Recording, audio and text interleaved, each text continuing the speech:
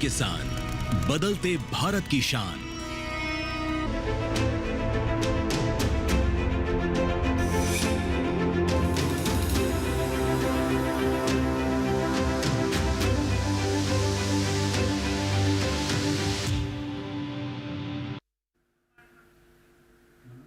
नमस्कार, आप सभी का स्वागत है दूरदर्शन किसान पर। आप देख रहे हैं मौसम खबर नए कलेवर में। मैं हूं आपके साथ पुलकित शुक्ला।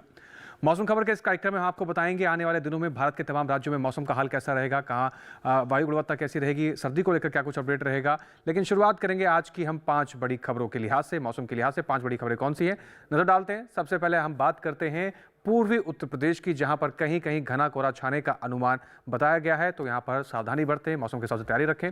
उड़ीसा की बात कर लेते हैं, जहां पर इक्का दुक्का जगह घना कोहरा छाने की संभावना बताई जा रही है। यहां पर भी कोहरे को लेकर अलर्ट जारी किया गया है। बड़ी खबर मौसम के लिहाज से।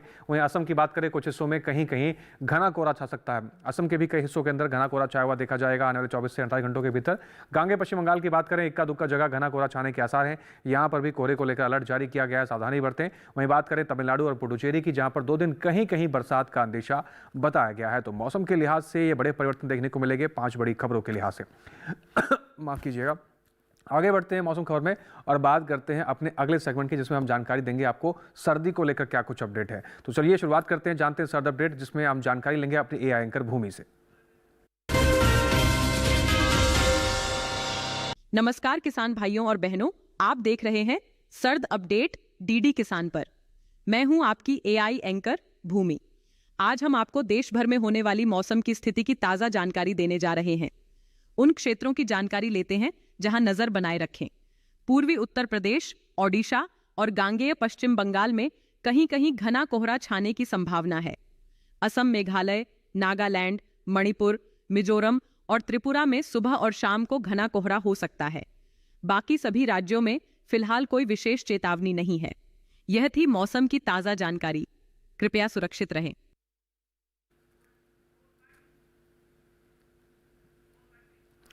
तो बदलते हुए मौसम के लिहाज से आपने जो बात देखा, उसके हिसाब से आप नज़र बना के रखें मौसम पे और सावधान रहें। अब बात शुरुआत करते हैं मौसम पूर्वानुमान की, जिसमें आपको बताएंगे आने वाले 24 से 48 घंटों में बरसात को लेकर क्या कुछ अपडेट है। आप मेरे पीछे भारत का नक्शा देख रहे हैं, अलग अलग राज्यों को अलग अलग संकेतों से दर्शाया गया है। बात करते हैं लद्दाख, लेह, जम्मू कश्मीर, हिमाचल प्रदेश और उत्तराखंड की, जहाँ पर कहीं कहीं बरसात को लेकर संभावना जारी की गई है। पंजाब, चंडीगढ़, हरियाणा, दिल्ली, पश्चिमी उत्तर प्रदेश, पूर्व उत्तर प्रदेश की बात करें तो यहाँ पर फिलहाल बरसात के कोई संकेत जारी नहीं किए गए हैं। यानी आने वाले 24 से 48 घंटों के लिहाज से बरसात को लेकर इन तमाम राज्यों में कुछ इस प्रकार से स्थिति देखने को मिलेगी। लेकिन लद्दाख, लेह, जम्मू कश्मीर, श्रीनगर, उत्तराखंड या हिमाचल प्रदेश की बात करें तो कहीं कहीं बरसात आपको देखने को मिल सकती है। वहीं साथ ही अब बात करते हैं कुछ और राज्यों की, जिसमें पूर्वोत्तर राज्यों की बात करें, अरुणाचल प्रदेश, असम, नागालैंड, मणिपुर, मिजोरम, त्रिपुरा, मेघालय, फिलहाल कोई बरसात के संकेत नहीं है। उप हिमालय, पश्चिम बंगाल, सिक्किम, बिहार, गांगे पश्चिम बंगाल, झारखंड, उड़ीसा की बात करते हैं, यहाँ पर भी फिलहाल बरसात के कोई संकेत जारी नहीं किए गए हैं आने वाले 24 से 48 घंटों के लिहाज से। दक्षिण भारत का रुख कर लेते हैं, जिसमें आप देख रहे हैं लक्षद्वीप की बात करें, तमिलनाडु की बात करें, पुडुचेरी की बात करें, यहाँ पर कहीं कहीं बारिश आपको देखने को मिलेगी। केरल की बात कर लेते हैं, कहीं कहीं बारिश है। और रायलसीमा, भीती दक्षिण कर्नाटक, तटीय कर्नाटक, भीती उत्तर कर्नाटक, तटीय आंध्र प्रदेश, तेलंगाना में फिलहाल बरसात के कोई संकेत जारी नहीं किए गए हैं। आने वाले 24 से 48 घंटों के लिहाज से बरसात को लेकर इन राज्यों में इस प्रकार से अलर्ट है। वहीं कच्छ, सौराष्ट्र, दमन और दीव, कोंकण की बात करें, बरसात के कोई संकेत नहीं है। पश्चिमी राजस्थान, पूर्वी राजस्थान, गुजरात, मध्य महाराष्ट्र, मराठवाड़ा, पश्चिमी मध्य प्रदेश, पूर्वी मध्य प्रदेश, छत्तीसगढ़, विदर्भ, यहाँ पर भी यानी भारत के मध्य भारत के तमाम जगहों पर भी फिलहाल बरसात के कोई संकेत जारी नहीं किए गए हैं आने वाले 24 से 48 घंटों के लिहाज से। अब बात करते हैं मौसम की चाल की, पिछले 24 घंटे में कहां पर कैसा मौसम दर्ज किया गया है। बात करें हिमाचल प्रदेश की, जहां पर कहीं कहीं बरसात दर्ज की गई है। वहीं पश्चिमी उत्तर प्रदेश और पूर्वी उत्तर प्रदेश की बात करें तो कई जगहों पर घना कोहरा छाया हुआ रहा है पिछले 24 घंटे के लिहाज से। वहीं पूर्वी राजस्थान और पश्चिमी राजस्थान की बात करें तो यहाँ पर भी आप देख रहे हैं कई हिस्सों के अंदर पिछले 24 घंटे के लिहाज से काफी घना कोहरा छाया हुआ देखा गया है। तो कोहरे को लेकर इन राज्यों में कुछ इस प्रकार से मौसम देखने को मिला। और अगर बात करें हिमाचल प्रदेश की तो कुछ हिस्सों में वहां पर बरसात देखने को मिली है। उड़ीसा की बात करें, उड़ीसा के भी कई हिस्सों के अंदर पिछले 24 घंटे के लिहाज से कई जगहों पर घना कोहरा छाया हुआ रहा है। बिहार में भी घना कोहरा छाया हुआ देखा गया। और पूर्वोत्तर की मणिपुर की अगर हम बात कर लें तो मणिपुर में भी पिछले 24 घंटे के लिहाज से कई हिस्सों के अंदर घना कोहरा छाया हुआ देखा गया है। तो पिछले 24 घंटे के लिहाज से इस प्रकार से देखने को मिला माहौल। दक्षिण भारत के राज्यों की बात करें, तटीय कर्नाटक के कुछ हिस्सों के अंदर बरसात दर्ज की गई है पिछले 24 घंटे के लिहाज से। भीती दक्षिण कर्नाटक में बरसात दर्ज की गई है। तमिलनाडु, केरल में भी बरसात दर्ज की गई है पिछले 24 घंटे के लिहाज से। रायलसीमा, तटीय आंध्र प्रदेश की बात करें तो इन तमाम हिस्सों के अंदर, दक्षिण भारत के तमाम राज्यों के अंदर जो आप देख रहे हैं यहाँ पर कहीं जगह पर बरसात दर्ज की गई है। तो मौसम को लेकर तमाम जानकारी हम आप तक पहुंचा रहे थे और आगे भी पहुंचाएंगे, लेकिन फिलहाल यहाँ वक्त हो गया एक छोटे से ब्रेक का। आप बने रहें, देखते रहें मौसम खबर। Happy birthday my dear. अरे ये क्या ऐप से लोन? मेरी नई स्कूटी के लिए। ओए बनो सयानी, नहीं तो पैसों पे फिर जाएगा पानी। मतलब? सुनो, ऑनलाइन लर्निंग ऐप्स को जांच परख कर आरबीआई अधिकृत बैंक एनबीएफसी से ही आप लोन लीजिए। अनधिकृत ऐप्स या अनजान लोगों से निजी जानकारी शेयर करना यानी धोखा। दादू हाँ? बन गई सियानी। गिफ्ट नहीं खोलेंगे? आरबीआई कहता है इनसे सुनिए। जानकार बनिए, सतर्क रहिए।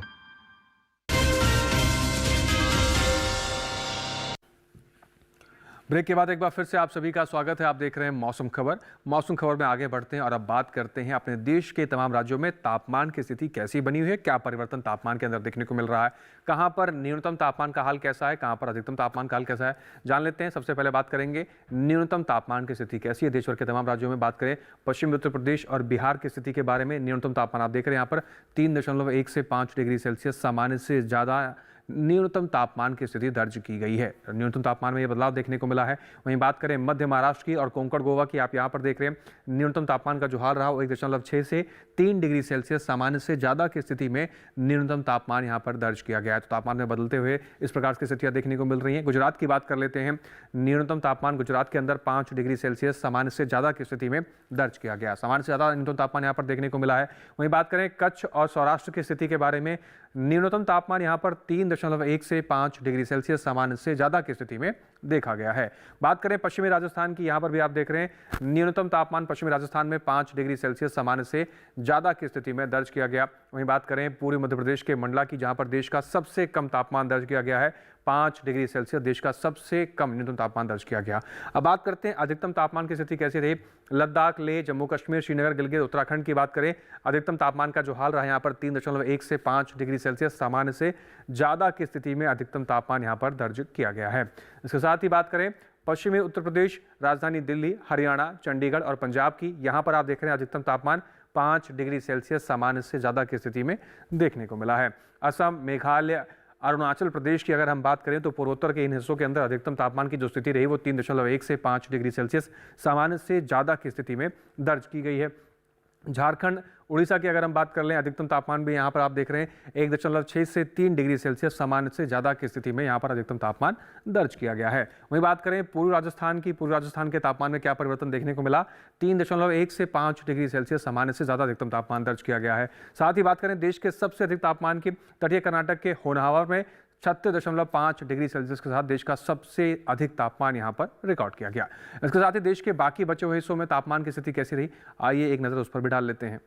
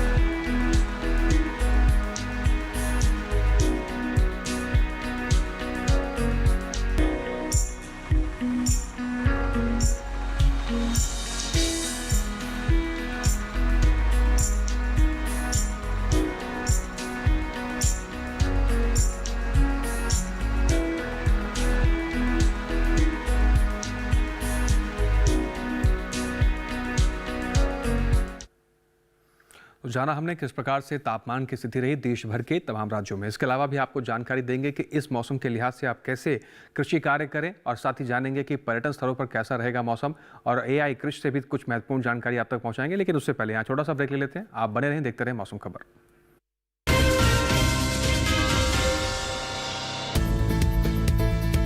किस फसल की क्या है चाल, किस मंडी का क्या है हाल, उतरते चढ़ते भाव का असर, आयात निर्यात का क्या है असर, कैसा रहेगा आगे बाजार, बताएंगे मंडियों के जानकार। देखिए मंडी खबर सोमवार से शनिवार शाम 5 बजे सिर्फ दूरदर्शन किसान चैनल पर।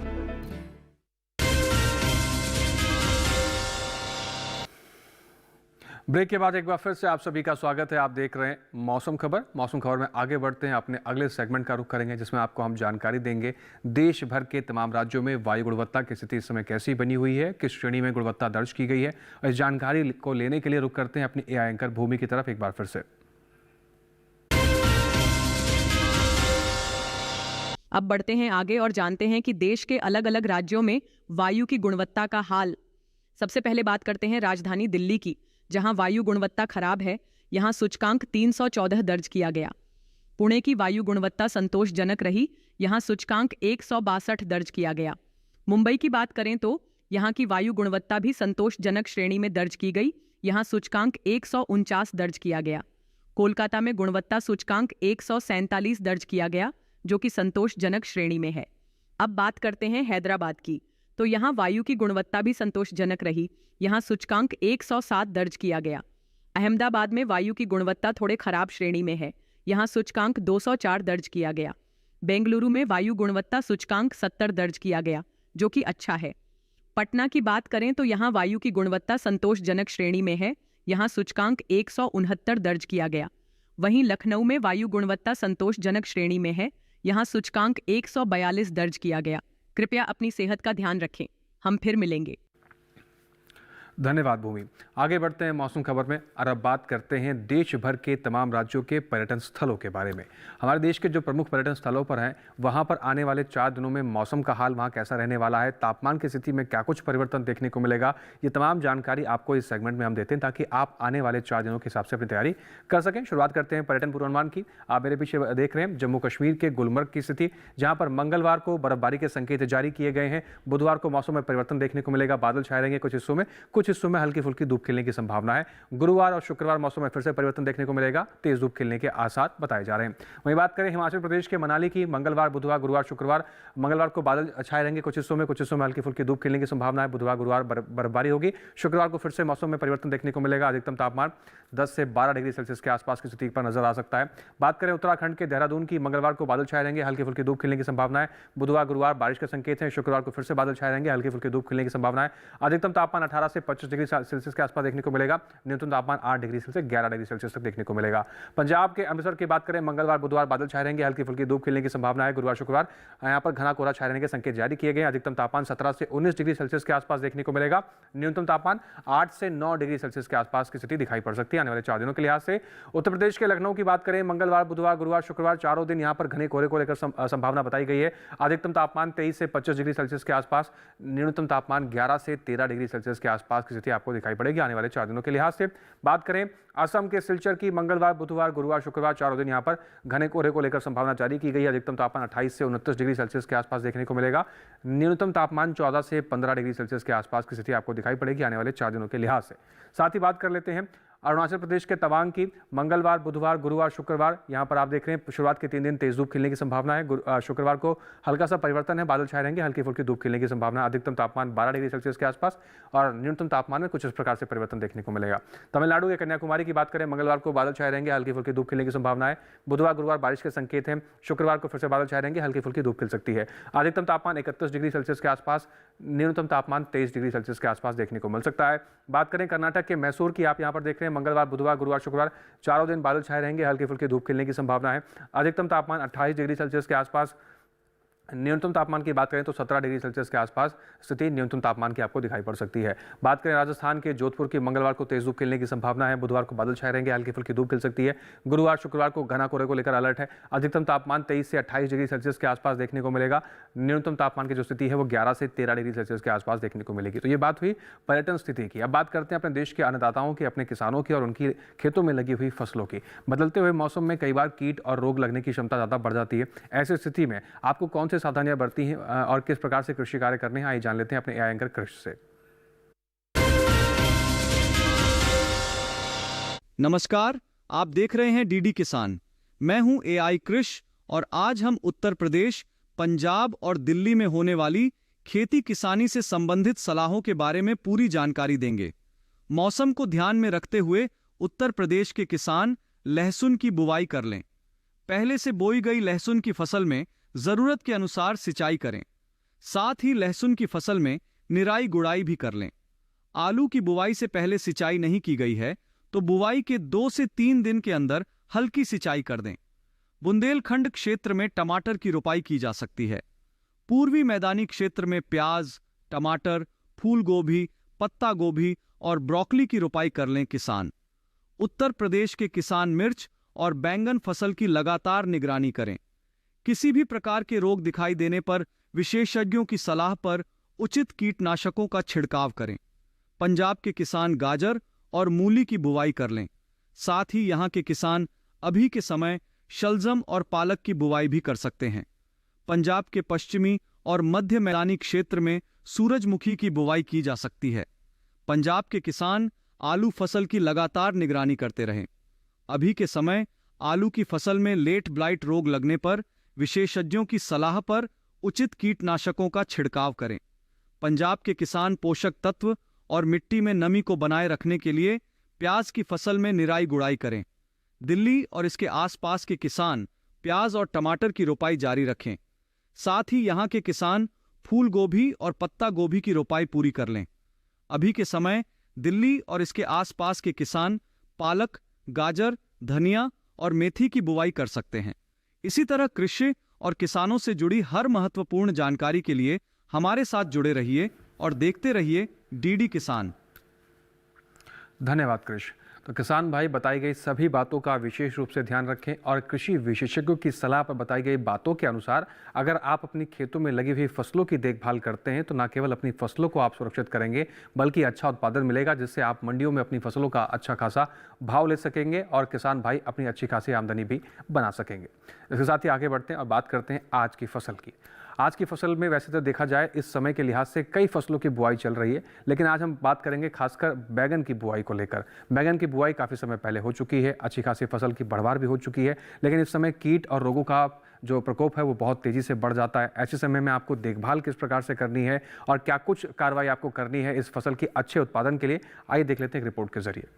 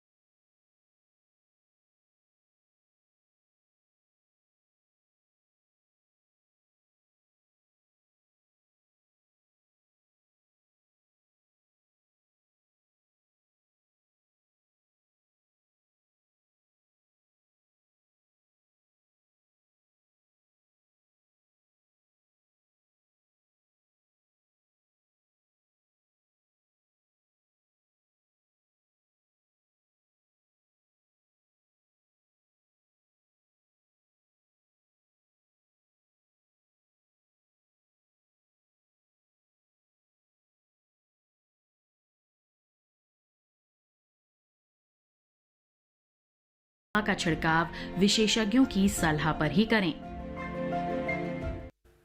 सही समय पर सही फसल का चुनाव करना बेहद आवश्यक होता है। अगर आप बैगन की खेती में आगे बढ़ रहे हैं तो मिट्टी की तैयारी, खेत की तैयारी, सही किस्मों का चुनाव, ये सब बातें बहुत आवश्यक है ध्यान में रखने के लिए, तभी आप अच्छा उत्पादन ले पाएंगे और बाजार में आपको अच्छा मूल्य मिलेगा।